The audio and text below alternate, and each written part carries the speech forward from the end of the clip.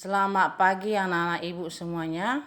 Pagi ini kembali lagi kita akan mempelajari yaitu tentang harga pasar atau yang disebut dengan equilibrium. Harga keseimbangan atau harga pasar ya.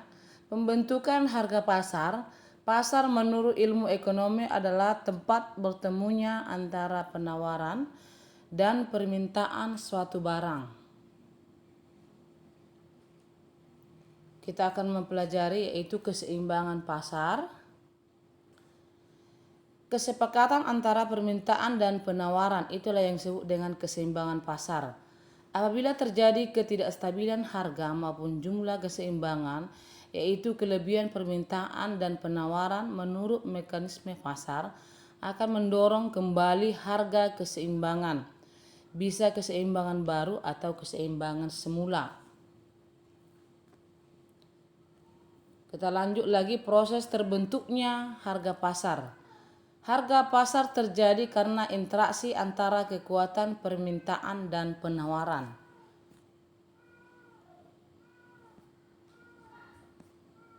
Ini daftar jumlah barang yang diminta dan ditawarkan. Ini ada permintaan dan ada penawaran. Harga 60, permintaan 1000, penawaran 5000.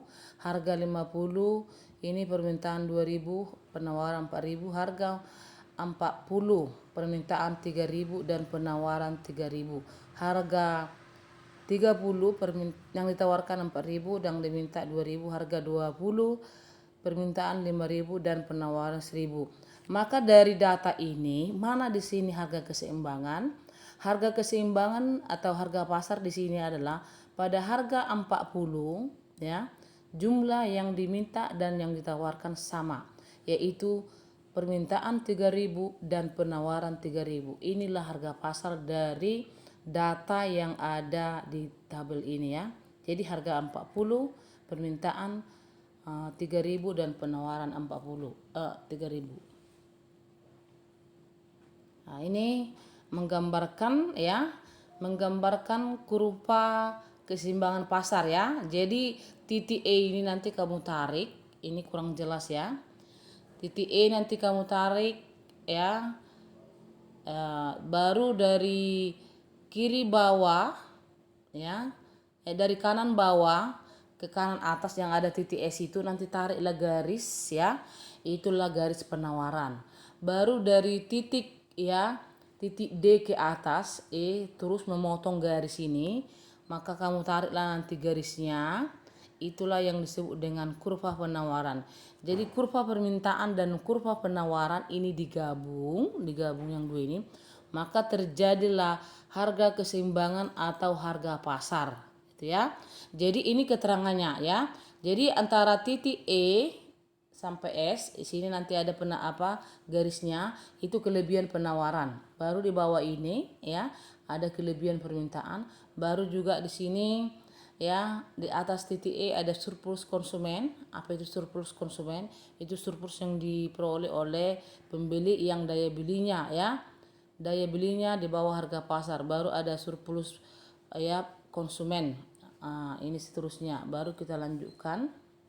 Ini garisnya. Ini yang bilang tadi nih ya. Jadi digariskan ini, dipotong pergarisan ini D dan ini S ya. Nah, inilah titik S ini adalah kurva penawaran dan titik D adalah permintaan.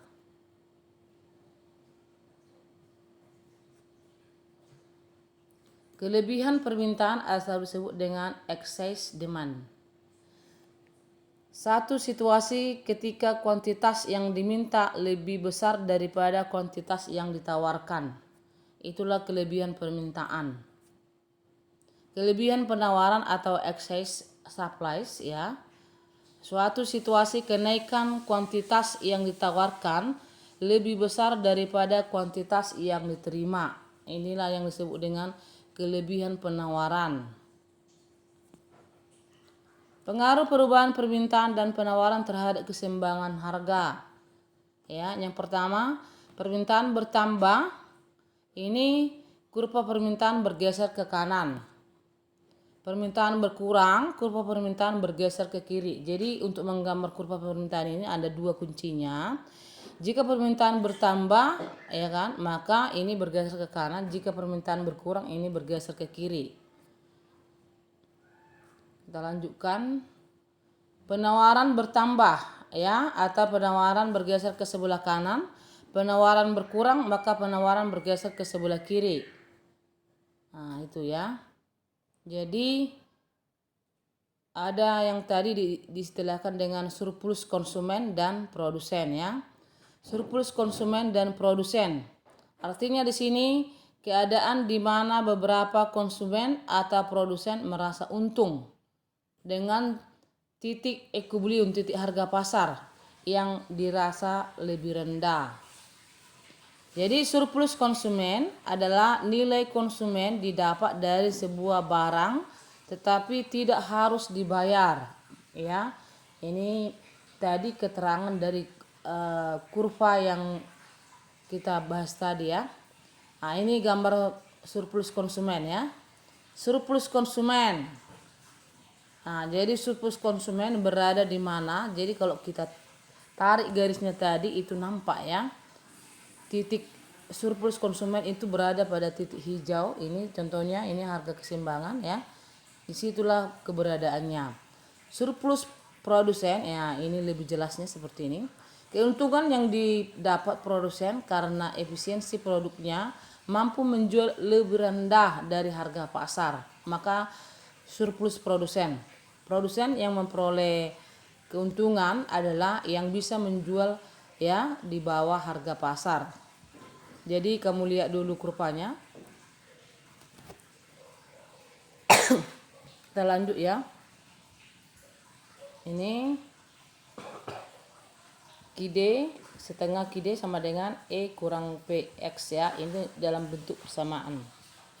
Kita lanjutkan.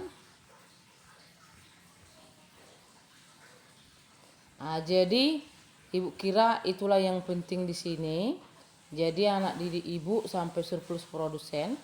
Karena tadi udah digambarkan kurvanya. Jadi untuk elastisitas, ibu kira kalau kita lanjutkan nanti materinya lebih banyak. Ini kita pelajari minggu berikutnya, ya. Sekian dulu pelajaran kita pada pagi hari ini. Terima kasih, ya. Tetap mengikuti daringnya.